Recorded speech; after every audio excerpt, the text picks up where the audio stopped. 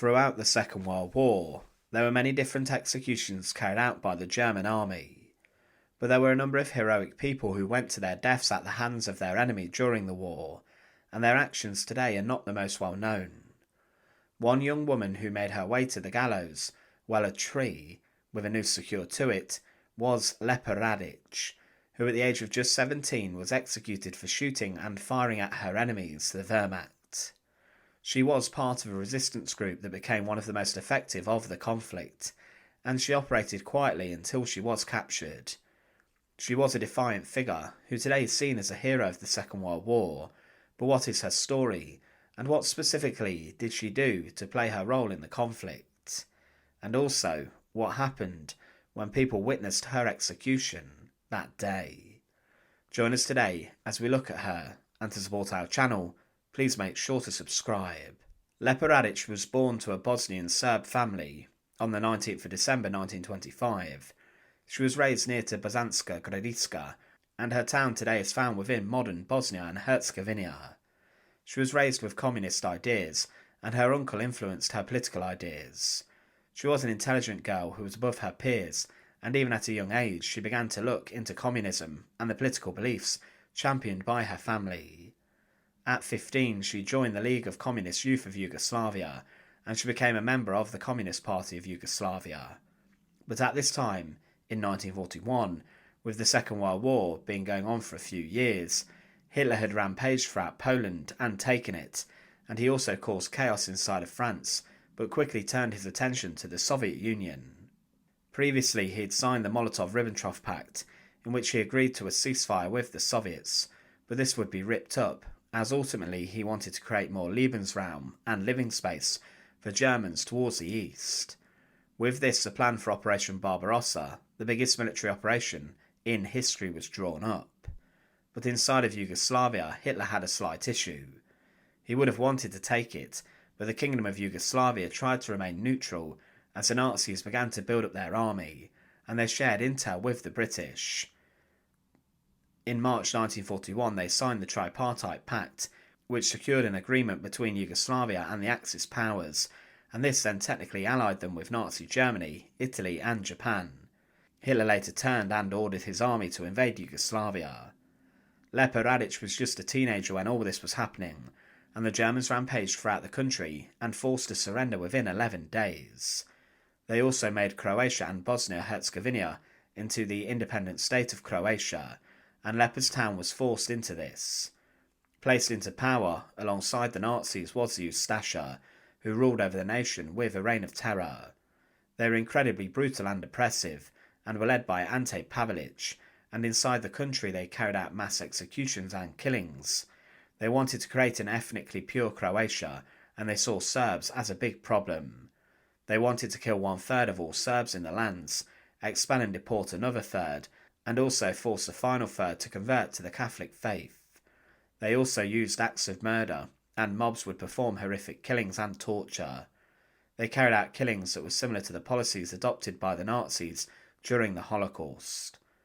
Despite seizing control of the lands and then putting the Ustase in power, one area of Yugoslavia that was difficult for the Nazis and Germans to take was the mountainous regions.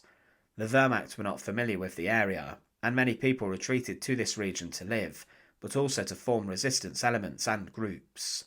The partisans and the Chetniks came to the forefront, but they were limited as they did not unite their ideas, and instead actually became enemies as they had different beliefs.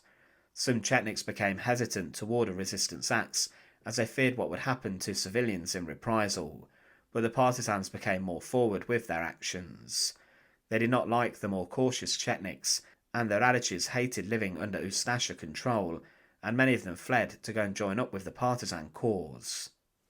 Lepa's father and 2 uncles joined up in July 1941, and they were later arrested and were then freed inside a Ustase prison.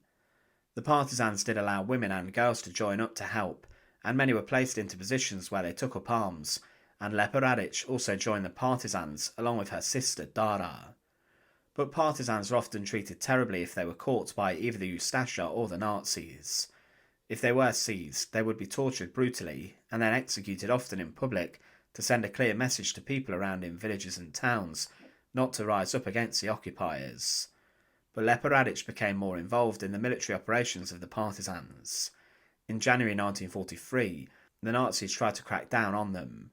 Their brutality in collaboration with the Chetniks then almost completely destroyed the partisans, with mass killings and executions, but battles between the sides would erupt. One battle at Neretva saw Lepa Radic plunged into the heart of the battlefield, and she was helping to transport injured and wounded soldiers from the fighting to a hospital and shelter in Gurumech. She was also helping to organise evacuation efforts, and Lepa was trying to rescue as many people as possible. She continued to evacuate and transport partisans away from the battlefield, and managed to fight on. In February 1943, she found herself fighting against the elite 7th SS Volunteer Mountain Division, Prince Eugen, who were very well trained. But during the fighting with partisans, Lepa Radic fell into the hands of the enemy. She was trying to save 100 women and children in the region, and was then seized while helping. But rather than hand herself over willingly, she picked up a weapon facing the SS division. She took hold of a gun, and she then fired the rifle at her enemy, and she then emptied her ammunition clip at them, until she ran out of bullets. But after this she was overwhelmed and seized by the SS. Lepa remained defiant during her imprisonment, and she was interrogated heavily about partisan movements and activity, and she was tortured and kept in solitary confinement. She refused to give over any information, and because of this, was deemed to have been a troublemaker, but also a lost cause, and the Germans only did one thing with those who refused to give over information. They sentenced them to death. Lepa Radic was brought into Bazanska Krupa on the 8th of February 1943, and was taken from a prison by German guards, who took her into the town for her execution. A gallows had been made, while a rope had been tied to a tree, and under the rope and noose was a box where Lepa would be led up to. She was forced onto the box, and then was yet again asked to give over information, but she continued to refuse, even with the noose around her neck. As the rope was secured, she screamed to the people, "Long live the Communist Party and partisans! Fight, people, for your freedom! Do not surrender to the evildoers! I will be killed, but there are those who will avenge me." She was given one final time to live and to give over information, but she stayed defiant until the very end, and with this said, "I am not a traitor of my people. Those whom you are asking about will reveal themselves when they have succeeded in wiping out all you evildoers to the last man." The German executioner then kicked out the box from underneath her, and Lepa Radic struggled for breath and was left hanging in front of the crowd. It took many minutes for her to die, and she was struggling and kicking for minutes as the life was choked out of her.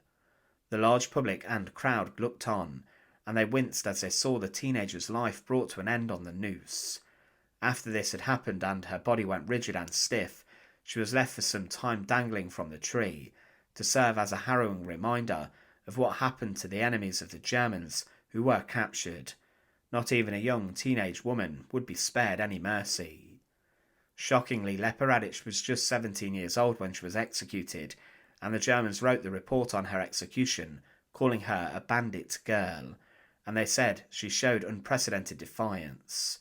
She was involved heavily in the resistance against the Germans, and her actions tried to save a number of partisans during the war. After the conflict, she was celebrated as a hero of the Soviet Union, and was seen as a figure who rose up in opposition to the evils of the Third Reich. But witnessing her execution that day was truly harrowing.